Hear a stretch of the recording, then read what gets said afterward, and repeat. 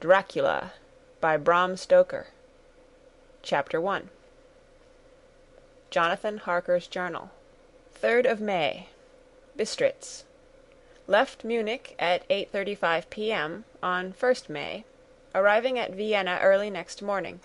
Should have arrived at 6:46, but train was an hour late. Budapest seems a wonderful place from the glimpse which I got of it from the train and the little I could walk through the streets. I feared to go very far from the station, as we had arrived late and would start as near the correct time as possible. The impression I had was that we were leaving the west and entering the east. The most western of splendid bridges over the Danube, which is here of noble width and depth, took us among the traditions of Turkish rule. We left in pretty good time, and came after nightfall to Klausenburg. Here I stopped for the night at the Hotel Royal. I had for dinner, or rather supper, a chicken done up some way with red pepper, which was very good but thirsty. Memorandum: get recipe for Mina. I asked the waiter, and he said it was called paprika Händel, and that, as it was a national dish, I should be able to get it anywhere along the Carpathians.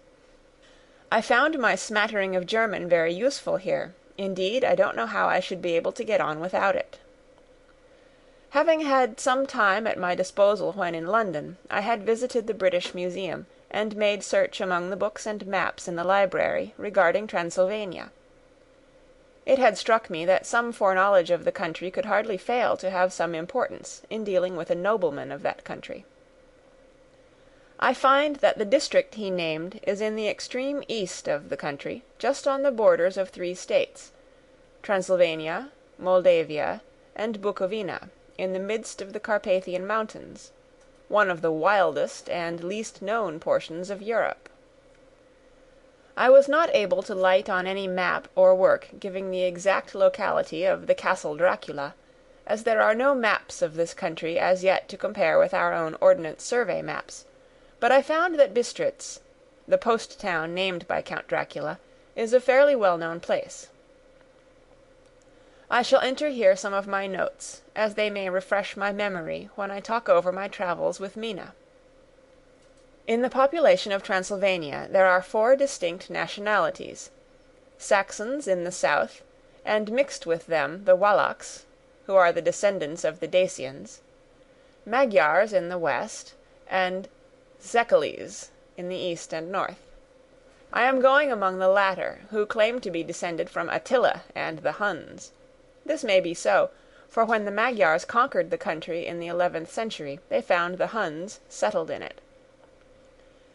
I read that every known superstition in the world is gathered into the horseshoe of the Carpathians, as if it were the centre of some sort of imaginative whirlpool. If so, my stay may be very interesting. Memorandum: I must ask the Count all about them. I did not sleep well, though my bed was comfortable enough, for I had all sorts of queer dreams. There was a dog howling all night under my window, which may have had something to do with it, or it may have been the paprika, for I had to drink up all the water in my carafe, and was still thirsty.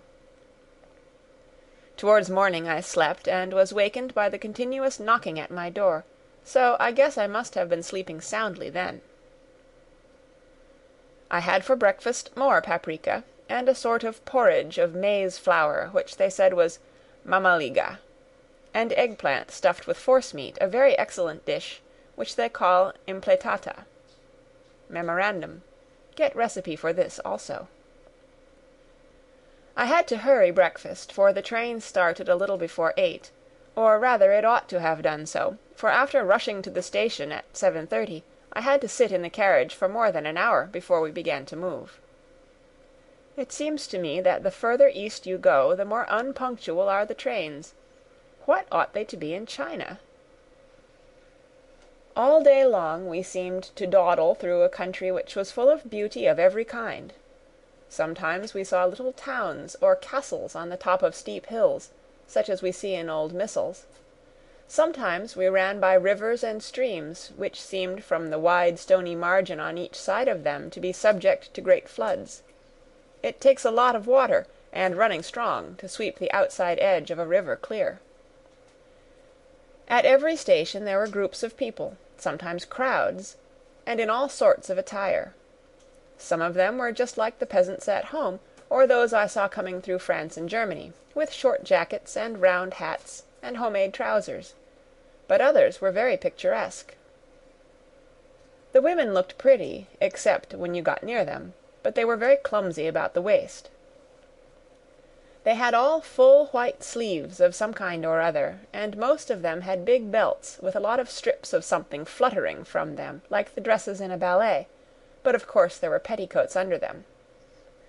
The strangest figures we saw were the Slovaks, who were more barbarian than the rest, with their big cowboy hats, great baggy, dirty white trousers, white linen shirts, and enormous heavy leather belts, nearly a foot wide, all studded over with brass nails.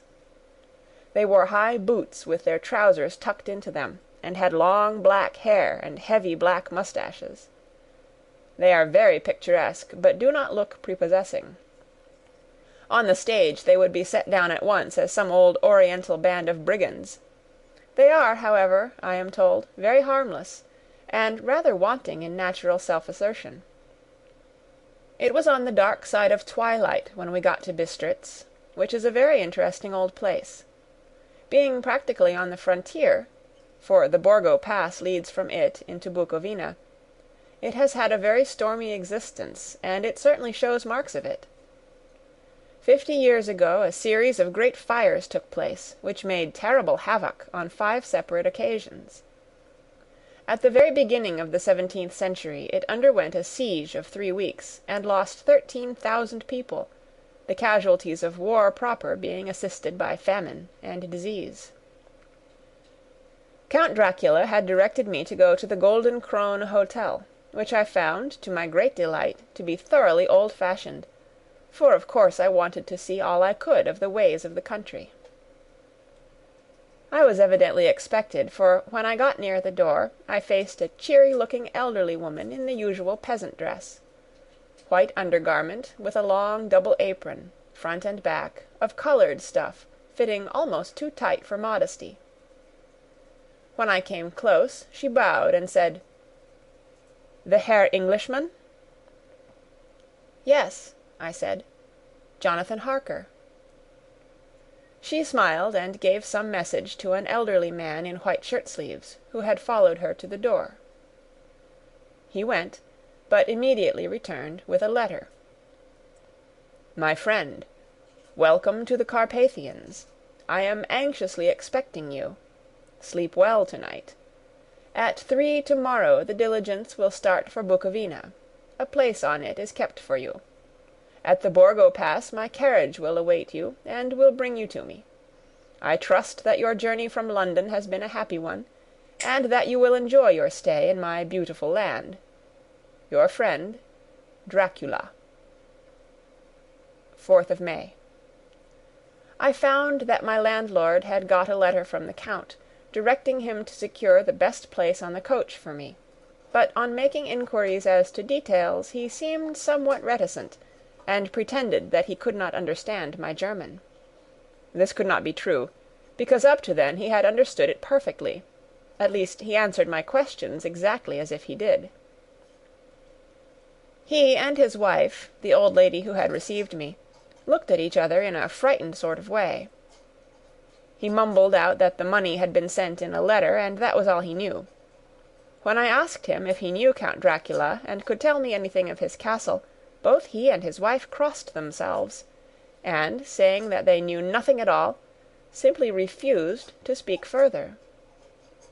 It was so near the time of starting that I had no time to ask anyone else, for it was all very mysterious, and not by any means comforting.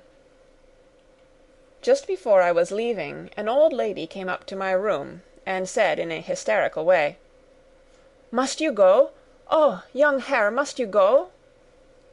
She was in such an excited state that she seemed to have lost her grip of what German she knew, and mixed it all up with some other language which I did not know at all. I was just able to follow her by asking many questions.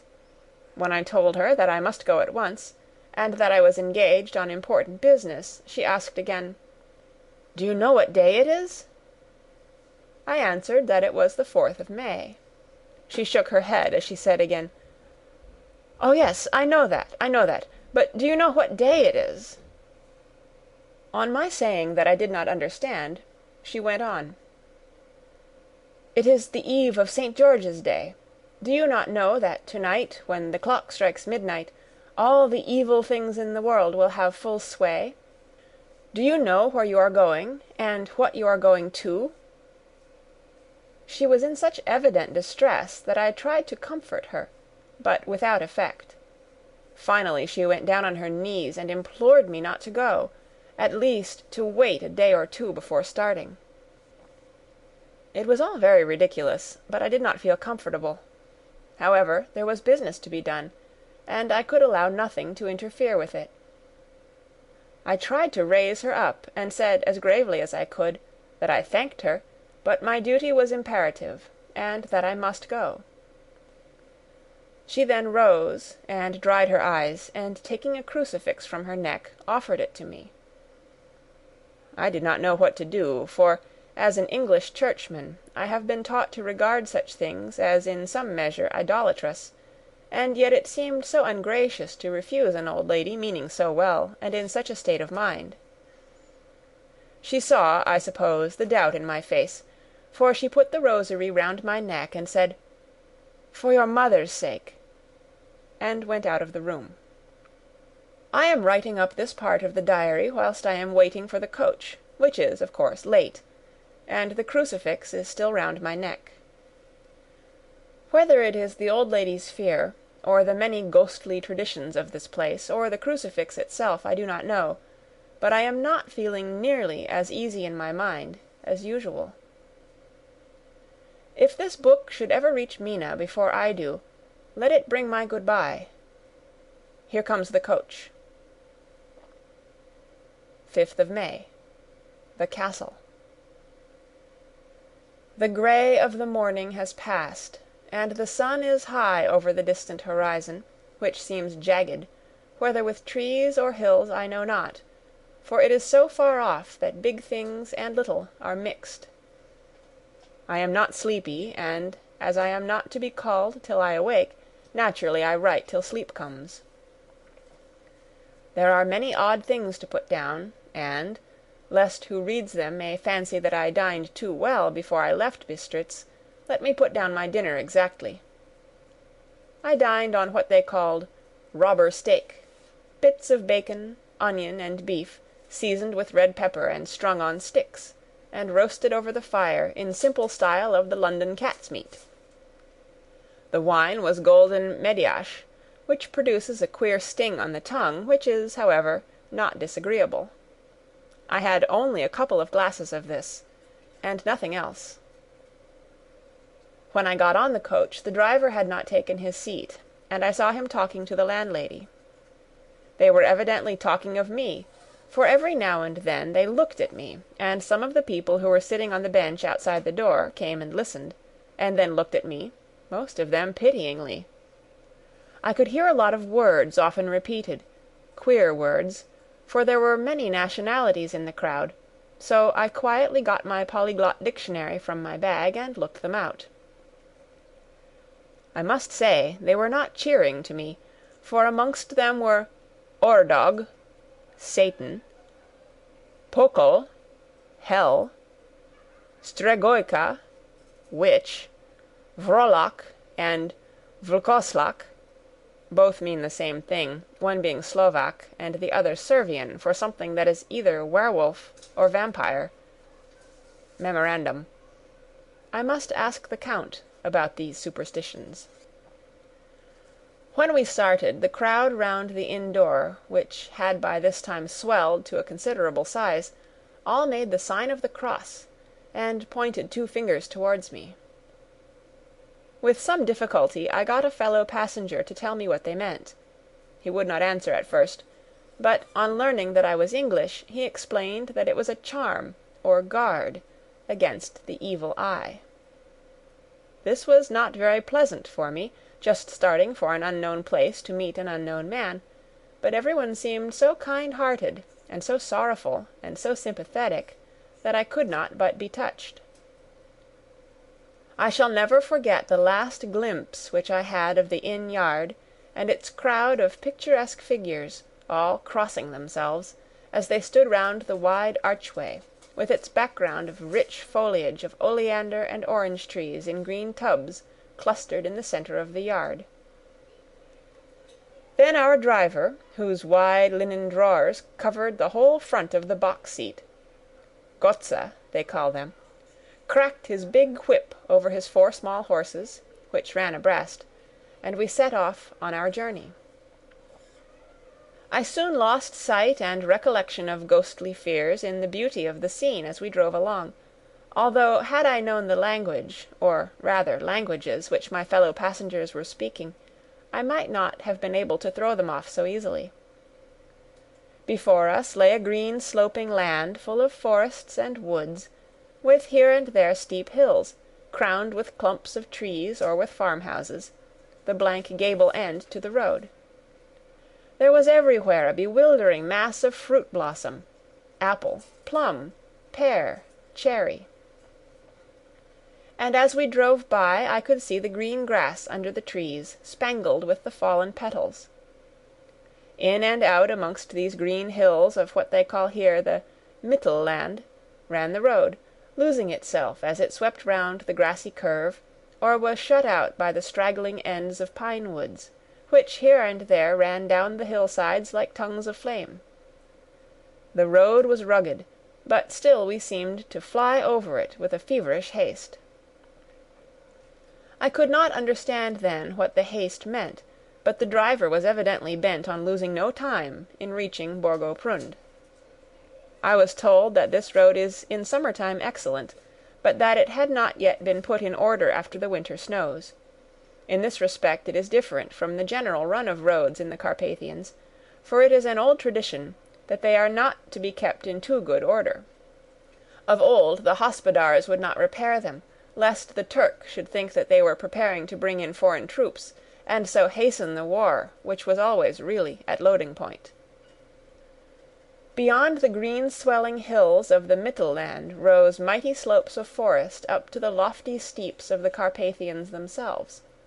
Right and left of us they towered, with the afternoon sun falling full upon them and bringing out all the glorious colours of this beautiful range, deep blue and purple in the shadows of the peaks, green and brown where grass and rock mingled, and an endless perspective of jagged rock and pointed crags, till these were themselves lost in the distance, where the snowy peaks rose grandly. Here and there seemed mighty rifts in the mountains, through which, as the sun began to sink, we saw now and again the white gleam of falling water. One of my companions touched my arm as we swept round the base of a hill and opened up the lofty snow-covered peak of a mountain, which seemed, as we wound on our serpentine way, to be right before us. "Look, Istenzek, God's seat," and he crossed himself reverently. As we wound on our endless way, and the sun sank lower and lower behind us, the shadows of the evening began to creep round us. This was emphasized by the fact that the snowy mountain top still held the sunset, and seemed to glow out with a delicate cool pink. Here and there we passed Czechs and Slovaks, all in picturesque attire, but I noticed that goitre was painfully prevalent. By the roadside were many crosses, and as we swept by my companions all crossed themselves. Here and there was a peasant man or a woman, kneeling before a shrine, who did not even turn round as we approached, but seemed in the self-surrender of devotion to have neither eyes nor ears for the outer world. There were many things new to me. For instance, hay-ricks in the trees, and here and there very beautiful masses of weeping birch, their white stems shining like silver through the delicate green of the leaves. Now and again we passed a Leiterwagen, the ordinary peasant's cart with its long snake-like vertebra, calculated to suit the inequalities of the road. On this were sure to be seated quite a group of home-coming peasants, the Czechs with their white, and the Slovaks with their collared sheepskins, the latter carrying lance-fashion their long staves, with axe at end. As the evening fell it began to get very cold, and the growing twilight seemed to merge into one dark mistiness with gloom of the trees, oak, beech, and pine, though in the valleys which ran deep between the spurs of the hills, as we ascended through the pass, the dark firs stood out here and there against the background of late-lying snow. Sometimes, as the road was cut through the pine woods that seemed in the darkness to be closing down upon us, great masses of greyness which here and there bestrewed the trees produced a peculiarly weird and solemn effect, which carried on the thoughts and grim fancies engendered earlier in the evening, when the falling sunset threw into strange relief the ghost-like clouds, which amongst the Carpathians seemed to wind ceaselessly through the valleys. Sometimes the hills were so steep that, despite our driver's haste, the horses could only go slowly. I wished to get down and walk up them as we do at home, but the driver would not hear of it. "No, no," he said, "you must not walk here. The dogs are too fierce." And then he added, with what he evidently meant for grim pleasantry, for he looked round to catch the approving smile of the rest, "And you may have enough of such matters before you go to sleep." The only stop he would make was a moment's pause to light his lamps. When it grew dark there seemed to be some excitement amongst the passengers, and they kept speaking to him, one after the other, as though urging him to further speed. He lashed the horses unmercifully with his long whip, and with wild cries of encouragement urged them on to further exertions. Then through the darkness I could see a sort of patch of grey light ahead of us, as though there were a cleft in the hills. The excitement of the passengers grew greater. The crazy coach rocked on its great leather springs, and swayed like a boat tossed on a stormy sea. I had to hold on. The road grew more level, and we appeared to fly along. Then the mountains seemed to come nearer to us on each side, and to frown down upon us. We were entering on the Borgo Pass. One by one several of the passengers offered me gifts, which they pressed upon me with an earnestness which would take no denial. These were certainly of an odd and varied kind, but each was given in simple good faith, with a kindly word and a blessing, and that same strange mixture of fear-meaning movements which I had seen outside the hole at Bistritz, the sign of the cross, and the guard against the evil eye. Then, as we flew along, the driver leaned forward, and on each side the passengers, craning over the edge of the coach, peered eagerly into the darkness. It was evident that something very exciting was either happening or expected, but though I asked each passenger, no one would give me the slightest explanation. This state of excitement kept on for some little time, and at last we saw before us the pass opening out on the eastern side. There were dark rolling clouds overhead, and in the air the heavy, oppressive sense of thunder. It seemed as though the mountain range had separated two atmospheres, and that now we had got into the thunderous one. I was now myself looking out for the conveyance which was to take me to the Count. Each moment I expected to see the glare of lamps through the blackness, but all was dark. The only light was the flickering rays of our own lamps, in which the steam from our hard-driven horses rose in a white cloud. We could see now the sandy road lying white before us, but there was on it no sign of a vehicle. The passengers drew back with a sigh of gladness, which seemed to mock my own disappointment. I was already thinking what I had best do, when the driver, looking at his watch, said to the others something which I could hardly hear, it was spoken so quietly, and in so low a tone. I thought it was "an hour less than the time."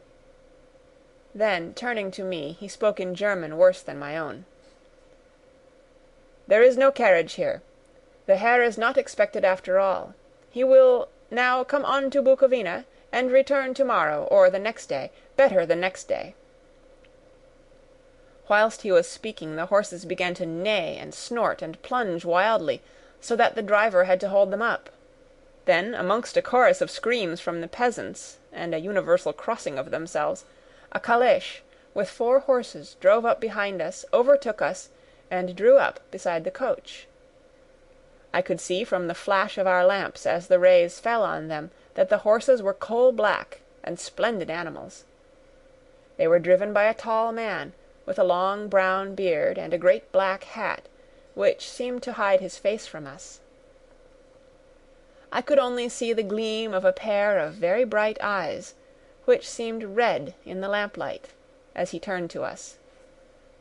He said to the driver, "You are early tonight, my friend." The man stammered in reply, "The English Herr was in a hurry." To which the stranger replied, "That is why, I suppose, you wished him to go on to Bukovina. You cannot deceive me, my friend. I know too much, and my horses are swift." As he spoke he smiled, and the lamplight fell on a hard-looking mouth, with very red lips and sharp-looking teeth, as white as ivory. One of my companions whispered to another the line from Burger's Lenore, "Denn die Toten reiten schnell," for the dead travel fast. The strange driver evidently heard the words, for he looked up with a gleaming smile. The passenger turned his face away, at the same time putting out his 2 fingers and crossing himself. "Give me the Herr's luggage," said the driver, and with exceeding alacrity my bags were handed out and put in the calèche. Then I descended from the side of the coach, as the calèche was close alongside, the driver helping me with a hand which caught my arm in a grip of steel. His strength must have been prodigious. Without a word he shook the reins, the horses turned, and we swept into the darkness of the pass. As I looked back I saw the steam from the horses of the coach by the light of the lamps, and projected against it the figures of my late companions crossing themselves. Then the driver cracked his whip and called to his horses, and off they swept on their way to Bukovina. As they sank into the darkness I felt a strange chill, and a lonely feeling came over me. But a cloak was thrown over my shoulders and a rug across my knees, and the driver said in excellent German, "The night is chill, mein Herr, and my master the Count bade me take all care of you. There is a flask of slivovitz," the plum brandy of the country, underneath the seat, if you should require it. I did not take any, but it was a comfort to know it was there all the same.